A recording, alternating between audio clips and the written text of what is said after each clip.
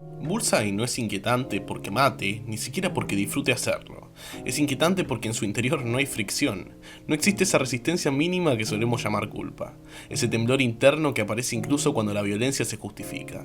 En Bullseye, la acción no deja residuo, no hay eco emocional, no hay regreso del acto sobre el sujeto. Y esa ausencia no funciona como una liberación, sino como un vacío estructural. Cuando leemos sus apariciones más crudas en etapas como la de Daredevil de los años 80 o en relanzamientos posteriores de donde su voz interna se filtra sin filtros, lo que emerge no es un villano desatado, sino un sujeto completamente alineado consigo mismo. Cada impulso encuentra ejecución inmediata, no hay negociación interna, no hay debate silencioso, y esa coherencia absoluta es, paradójicamente, lo que lo vuelve monstruoso, porque la humanidad no se define solo por lo que deseamos, sino por aquello que nos detiene. Bullseye no reprime, simplemente no tiene nada que reprimir. No lucha contra su naturaleza porque no la percibe como problema, y ahí aparece una pregunta incómoda. Si la culpa es un constructo aprendido, una capa moral superpuesta, ¿qué queda del ser humano cuando esa capa nunca se forma? ¿Es Bullseye un fallo del sistema o su versión más honesta? La mayoría de los personajes violentos del cómic operan desde la culpa, incluso cuando la niegan. Hay traumas, recuerdos, quiebres que explican el exceso. En Bullseye, en cambio, el pasado no funciona como origen sino como anécdota. Las distintas reinterpretaciones de su historia no buscan generar empatía, porque cualquier intento de causalidad emocional se desliza sobre él sin dejar marca. No hay herida que cicatrice mal porque no hay herida que se reconozca como tal. Esto lo vuelve especialmente perturbador dentro del universo de Daredevil, donde la culpa es casi una atmósfera permanente. Frente a personajes que viven atrapados en la responsabilidad, el remordimiento o la fe quebrada, Bullseye aparece como una anomalía limpia. Su violencia no es reacción, es expresión, y esa diferencia cambia por completo la lectura ética del conflicto. No estamos ante alguien que hace el mal porque fue dañado, sino ante alguien que actúa porque puede y porque quiere. La ausencia de culpa no lo convierte en libre, sino en lineal. Todo impulso se vuelve destino inmediato, y cuando no hay freno interno, el mundo deja de ser un espacio de decisiones para convertirse en un campo de pruebas. Cada objeto, cada cuerpo, cada situación es solo una variable más. La moral no se rompe, nunca se instala, y eso obliga al lector a enfrentar una idea incómoda. Tal vez la culpa no sea una debilidad humana, sino el último anclaje que nos impide deslizarnos hacia una coherencia inhumana. Bullseye no experimenta conflicto interno y eso lo separa radicalmente del arquetipo clásico del villano. No hay diálogo interno que lo contradiga, no hay voces superpuestas tironeando decisiones. Su mente no es un campo de batalla, es una línea recta. En números clave donde se explora su perspectiva sin mediaciones, esa claridad resulta casi asfixiante. Todo está ordenado por utilidad y placer inmediato. La identidad en su caso no se fragmenta, se simplifica. No hay máscaras emocionales porque no hay nada que ocultar. Esto genera una forma extrema de control, no sobre los demás, sino sobre sí mismo. Bullseye no pierde tiempo justificándose, no reescribe sus actos para poder dormir, y esa eficiencia psíquica es profundamente antinarrativa desde una lógica humana. Las historias se sostienen en la tensión, en la duda, en la ambivalencia. Bullseye rompe ese mecanismo desde adentro. Su presencia en la historia no aporta conflicto interno, sino colisión externa. Todo lo que toca se vuelve problema para otros, nunca para él. Y ahí aparece una consecuencia inquietante. Cuando la culpa desaparece, también desaparece la posibilidad de aprendizaje moral. No hay error, solo resultado. No hay arrepentimiento, solo ajuste técnico. Bullseye no evoluciona éticamente, se perfecciona funcionalmente. Y esa diferencia redefine el concepto mismo de monstruo, no como lo caótico, sino como lo perfectamente alineado con su impulso. En contraposición, personajes como Daredevil viven atrapados en la repetición de la culpa, en el castigo autoimpuesto, en la búsqueda imposible de redención. Bullseye funciona como su espejo invertido. No siente pesos después del acto, pero tampoco anticipa consecuencias morales. El futuro no existe como amenaza ética, solo como próximo escenario. Esto se vuelve especialmente evidente en arcos donde su enfrentamiento no gira en torno al bien y al mal, sino al significado de actuar. Daredevil actúa cargando el mundo en la espalda, Bullseye actúa como si el mundo fuera descartable. Y esa diferencia no es ideológica, es estructural. Uno vive desde la responsabilidad, el otro desde la ausencia total de ella. Pero la pregunta incómoda no es quién tiene razón, sino qué precio paga cada uno. Porque Bullseye no sufre, pero tampoco elige en un sentido profundo. La elección requiere conflicto, requiere pérdida potencial. En Bullseye la decisión es automática, y lo automático no es libertad, es programación. La ausencia de culpa no lo eleva por encima de la moral, lo aplana. lo reduce a una serie de impulsos ejecutados con precisión quirúrgica.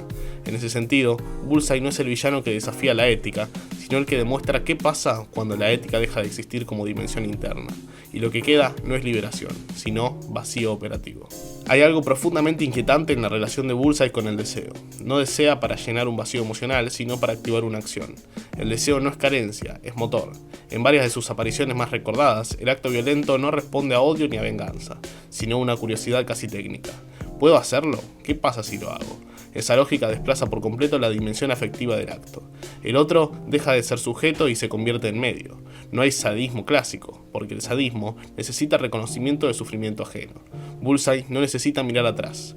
Su deseo no busca validación, y eso lo vuelve especialmente peligroso, no solo para los personajes, sino para el lector, porque no hay punto de entrada empático, no hay trauma que explique ni herida que redima. La narrativa no puede domesticarlo. Cada intento de profundizar su psicología no genera comprensión, sino extrañamiento, y ese extrañamiento es clave. Bullseye no está roto, funciona demasiado bien, funciona sin fricción moral, y eso obliga a replantear una idea central del relato superheroico, que el mal surge del dolor. Bullseye demuestra que el mal también puede surgir de la ausencia total del conflicto interno, de una paz inquietante, donde nada duele porque nada importa más allá del impulso inmediato. La culpa, en este contexto, deja de ser una carga y se revela como una estructura. No es solo emoción, es límite. Bullseye vive sin límites internos y por eso depende exclusivamente de los externos. Cárceles, derrotas físicas, encierros. Nada de eso lo transforma porque no dialoga con su interior, apenas lo pausa. En arcos donde vuelve una y otra vez, su regreso no implica recaída porque nunca hubo salida. No hay proceso, solo continuidad. Esto genera una forma particular de eternidad narrativa. Bullseye no aprende, no crece, no se redime, persiste, y esa persistencia lo convierte en una fuerza más que un personaje tradicional. No representa una ideología, sino una ausencia, la ausencia de culpa, de remordimiento, de duda. Frente a héroes definidos por su conflicto interno, Bullseye encarna lo que pasa cuando ese conflicto desaparece, y lo que queda no es claridad moral, sino una especie de nihilismo práctico. No reflexiona sobre el sentido de sus actos porque el sentido no es necesario para actuar, y esa lógica, llevada al extremo, plantea una pregunta devastadora. Si eliminamos la culpa para evitar el sufrimiento, ¿eliminamos también aquello que nos vuelve responsables de existir con otros? En algunas de sus representaciones más extremas, Bullseye parece disfrutar no del daño, sino de la precisión. El acto perfecto, el movimiento exacto, la ejecución impecable. La violencia se estetiza, pero no como espectáculo emocional, sino como rendimiento. Esto lo acerca más a una máquina que a un psicópata tradicional. No hay placer en el caos, sino en el control absoluto del resultado. Y ese control no nace de la disciplina moral, sino de su ausencia. Nada lo distrae internamente. No hay culpa que interrumpa la acción, no hay miedo que frene el gesto. Todo fluye, pero esa fluidez tiene un costo silencioso, la desconexión total del otro como semejante. En el universo de Daredevil, donde la empatía es una herida constante, Bullseye funciona como negación radical del vínculo. El otro no importa ni como enemigo, solo como objeto en movimiento. Y esto transforma cada enfrentamiento en algo más que un combate. Es un choque entre dos formas de habitar el mundo. Una basada en la responsabilidad dolorosa, otra en la eficiencia vacía. Ninguna es cómoda, pero solo una es habitable a largo plazo. La pregunta es ¿cuál y para quién?